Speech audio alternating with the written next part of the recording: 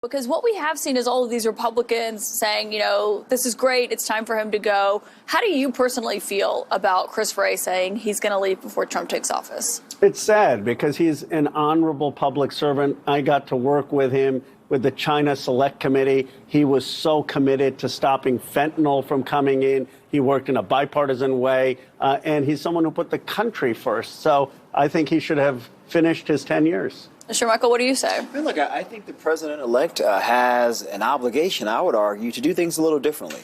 And a part of doing things differently is to come in with new individuals leading these agencies to deliver on the promises he made to the American people. Now, clearly, we all know his distrust of the FBI, and we've seen, if you look at recent data, that their approval rating is at an all-time low in recent times. And so I think to appoint someone else to move the agency in a different direction to restore that trust among the American people makes all the sense in the world.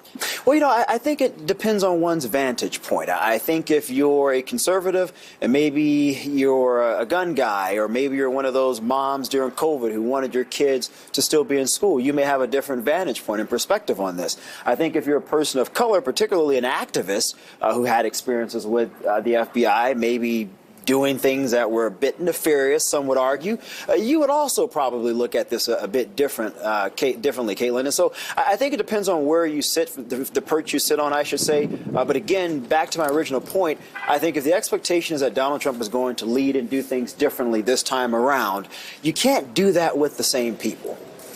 But what I would personally, as a conservative, like to see Kash Patel do at the agency is clean up where necessary.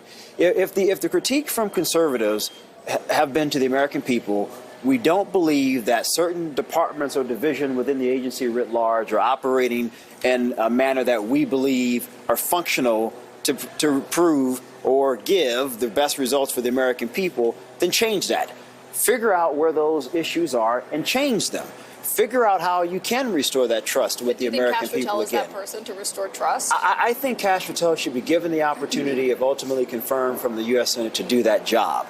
I think that's the only expectation that anyone could have at this point, Caitlin, because we simply don't know. But I think to cast aspersions this early on, I think it's a bit short-sighted. We'll see what happens there.